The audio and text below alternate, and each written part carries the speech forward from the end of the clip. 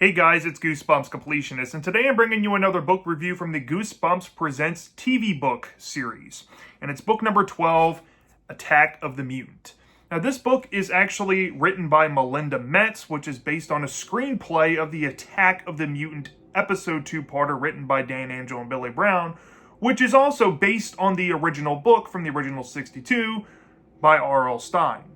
If you don't know anything about the Goosebumps Presents TV books, it was actually a very short-lived run of small novellas that came out in the 90s. It ran 18 books. There was a lost 19th book out there for The Blob They Did Everyone, but that's kind of famous Goosebumps lost media at this point. But besides the fact, these set of 18 books pretty much picked episodes that were not put onto VHS tapes from the series, mainly from Season 1 and Season 2. And if you want to know how the marketing was for this, these essentially would have been in like book fairs or maybe your Walmarts or Kmarts in the shorter series for kids that are, less than 100 pages. And the reason why kids gravitated to this was because they get to essentially see their favorite episode or an episode they really enjoyed on television and read it as a supplement for the episode, because back in the 90s, you either had to VHS tape a live recording of an episode or catch it on re-airings. And because re-airings were so sporadic and you needed like TV Guide or the TV Guide network to kind of show you what's playing, these were kind of lucrative, but they got phased out after a while because they just didn't sell well. And I can kind of see why, because a lot of the times with these TV books, they kind of do replace the need to watch the episode, especially if you have no access to it. But at the end of the day, there's something about watching an episode that's still more alluring than reading a book. And even for these books being 60 to 70 pages most of the time, there's a reason why these didn't last. Now, in terms of the TV books and how I rate them usually, I don't rate it on the same basis like I do normally with like episodes, movies, or books, where I give a certain exact rating for things based on my enjoyment and me critiquing things. In the TV books, all I'm looking for is one massive criteria. How faithful are you to being a supplement to the episode?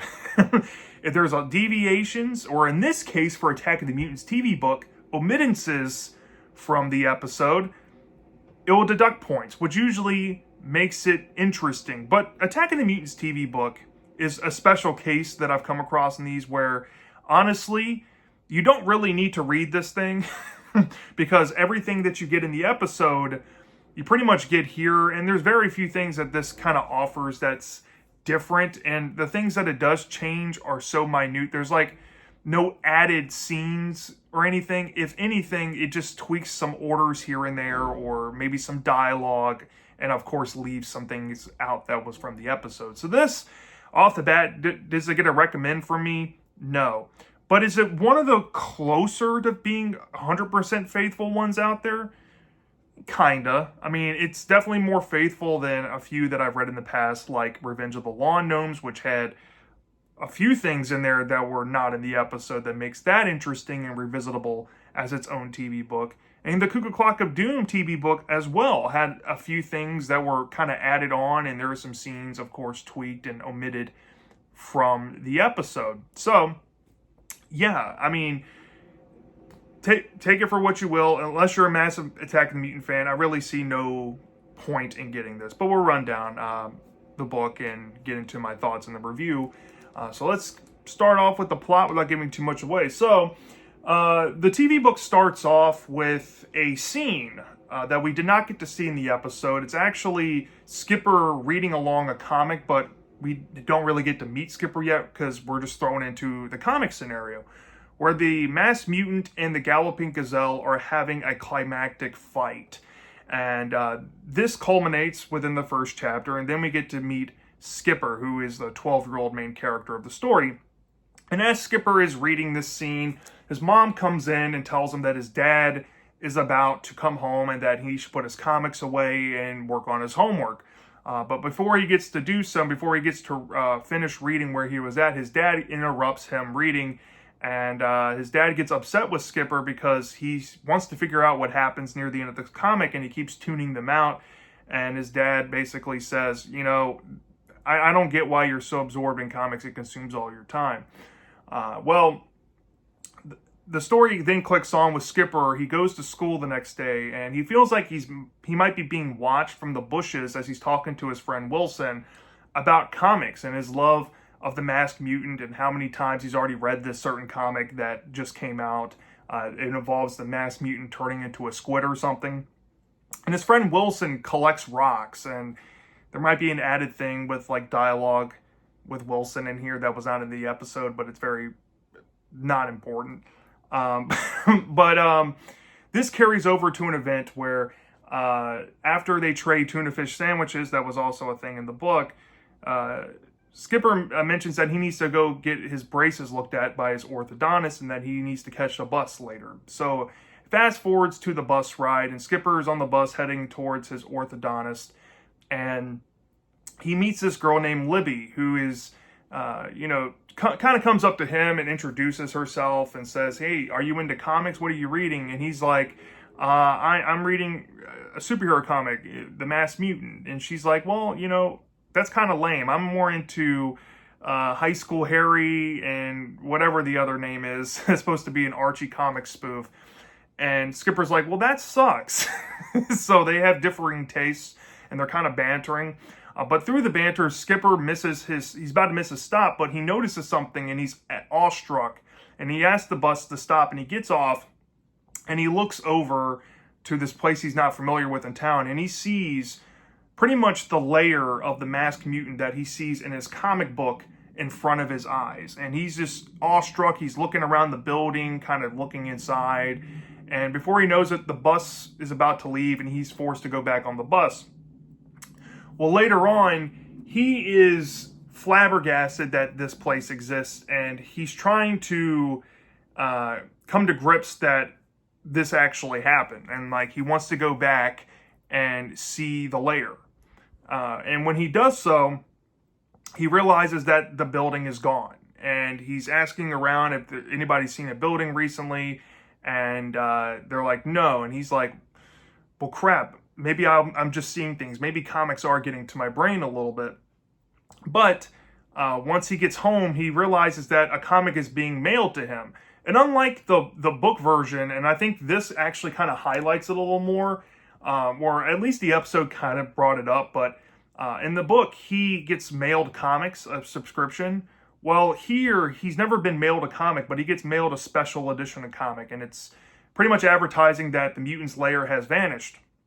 And through this, in the episode, he tells his friend Wilson that he's uncovered this invisibility cloak that's mentioned in the comic. But in this book, it omits that scene and instead jumps to Skipper heading on the bus to the place where he saw the building. And then he runs into Libby again.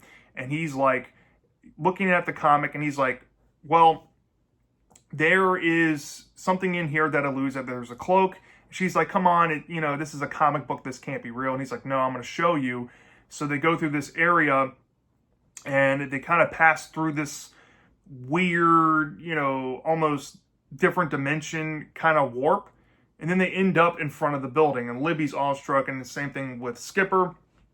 And this, prompts Skipper to tell Libby that, hey, it does exist. But as soon as that happens, there's a flash of a light that happens. That hits his body and Libby's as well, and he starts to feel strange, but he wants to keep pressing on and investigate the building. So he sees the door, it opens and unlocks, and he and Libby enter it, and they realize that it's kind of like an elevator, and they push the up button, but it ends up crashing them down to the basement below. And there, Skipper and Libby get separated, like the episode in the book. Skipper ends up finding a room with comic drawings inside of it. And lo and behold, while he's in the room, he sees the drawings of the Masked Mutant, but he also sees drawings of himself, which freaks him out a little bit. And then he gets jump scared by Libby. There is some context things that's different from the episode. Libby accidentally scared him with a cardboard cutout, and here it's kind of like a prank. But anyways, after, reuniting, Libby says they have to get out of here because her mom's gonna like have a cow if she doesn't get home. So they leave the building and Libby suddenly disappears. And Skipper heads back home. But when he heads back home, he's starting to notice some side effects after being in the building. He sees, like blue, red, and yellow ink when he's at dinner and he's trying to talk to his parents and he can't get rid of that thing out of his head. And it makes matters worse where after dinner, he decides to go up to his room and, essentially just, kind of relax a little bit. And later on, he's trying to talk with his dad and he sees the lights again. And his dad gives him a copy of a new comic that came for him in the mail.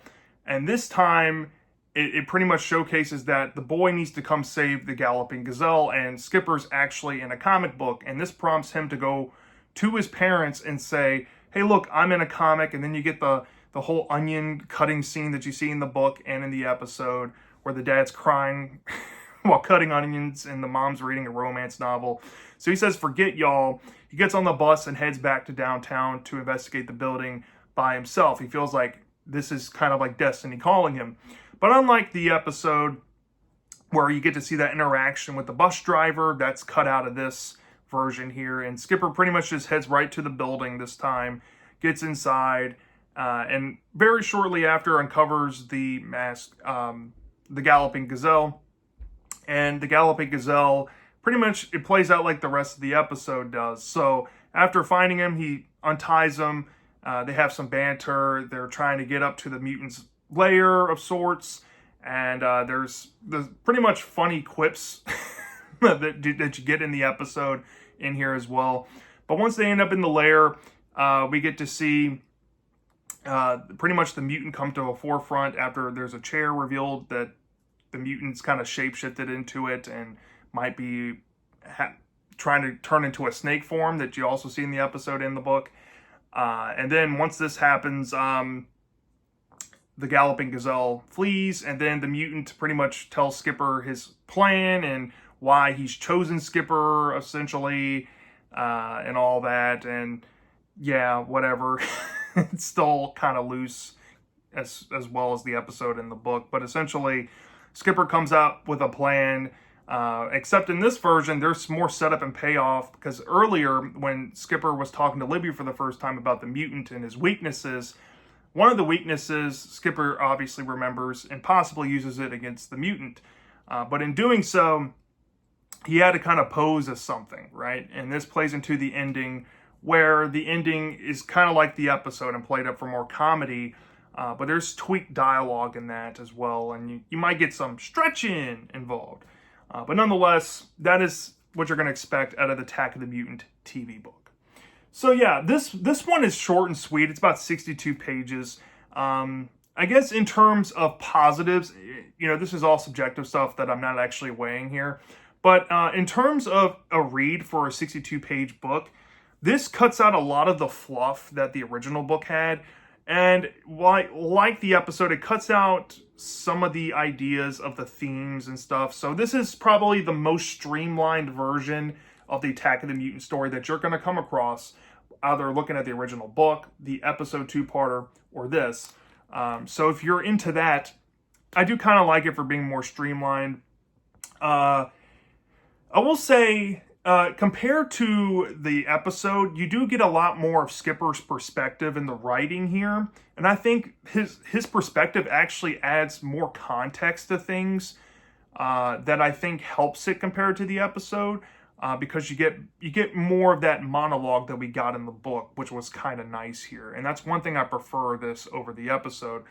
Another thing that I think really does help, like I brought up, is the added context and the setup and payoff to how Skipper comes to this conclusion to use this thing that he knows against the mutant near the end. That's kind of cleared up here. I think that's a really cool, easy thing to add in.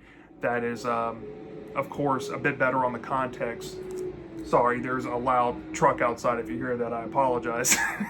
But anyways, that aside, I think that this book is pretty much the episode, but it's still omitting things. It omits, I think, 2 scenes that were in the episode that frantically, if you look at the logistics of it, these 2 scenes only add about a collective minute or 2 to the episode, but they do serve integral parts of the story.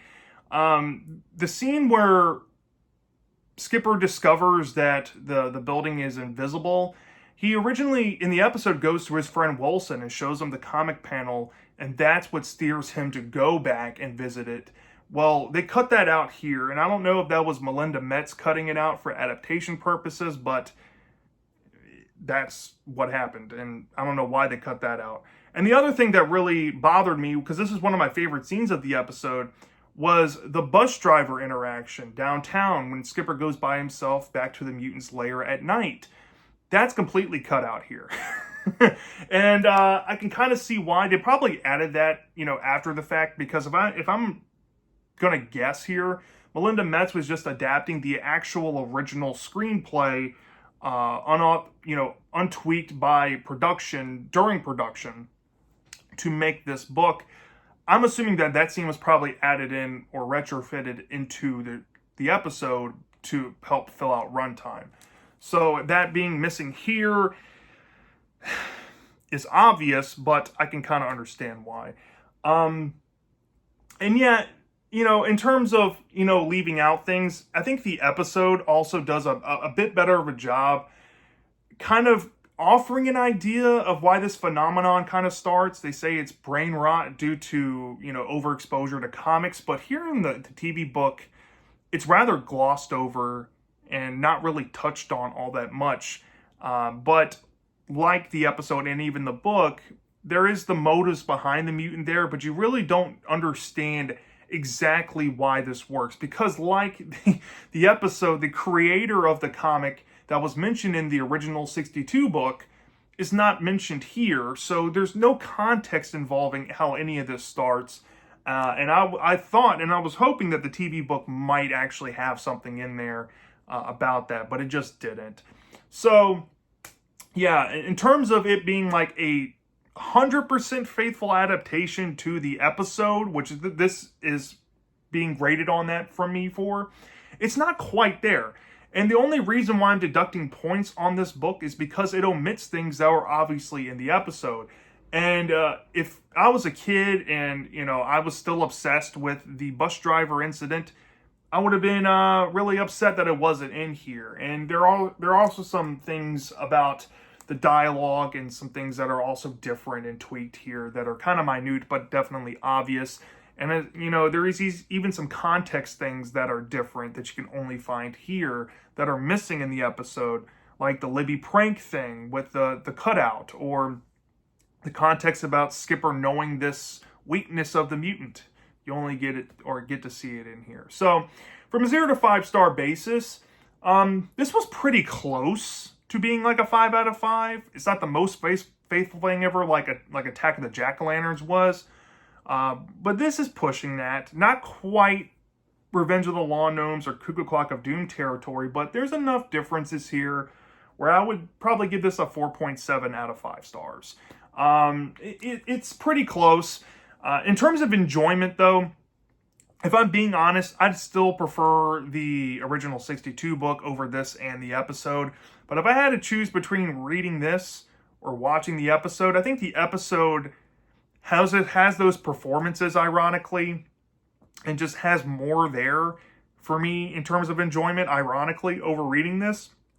But I do appreciate some things that this book adds, and I think after reading this, it can kind of help the context of things going into the episode, and it might help me just a tad enjoy that a little more. But other than that, yeah, like I said earlier, I think Attack of the Mutants TV book is not a necessary book to read out of the TV books. Go watch the episode or read the book. But like I said, if you're a massive Attack of the Mutant fan, or maybe you're just a completionist like me and you want to read everything that's ever been in Goosebumps, you'll probably like this, especially if you just like the mutant story in general. I can see a lot of you just enjoying this outright, but this is probably my least favorite of the three if I had to choose. So yeah, that's my thoughts on the Attack of the Mutant TV book. Let me know down in the comment section if you've read this before. Do you love this or do you hate this? I'm dying to know. And I'll see you next time.